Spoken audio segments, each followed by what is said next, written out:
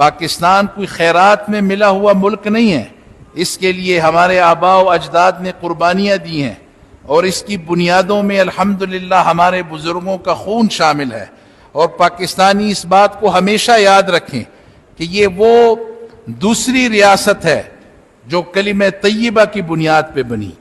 برِ صغیر پاک و ہند تو ٹھیک ٹھاک چل رہا تھا، ہندوستان تو انگریز سے آزاد ہو گیا تھا، پھر پاکستان کیوں لوگ جو ہے وہ ہجرت کر کے آئے؟ اس بنیاد پہ آئے کہ پاکستان کا مطلب کیا؟ لا الہ الا اللہ محمد الرسول اللہ۔ تو یہ کلمے کی بنیاد پہ بنی ہوئی اسٹیٹ اور ریاست ہے، اور ہم کسی کو یہ حق نہیں دیں گے کہ خدا نخواستہ وہ پاکستان کو نقصان پہنچائے۔ ہندوستان کے پاس اور ہندوستان کے ساتھ ہمارا بڑا بقایا اور قرضہ جو ہے وہ ہم نے چکانا ہے۔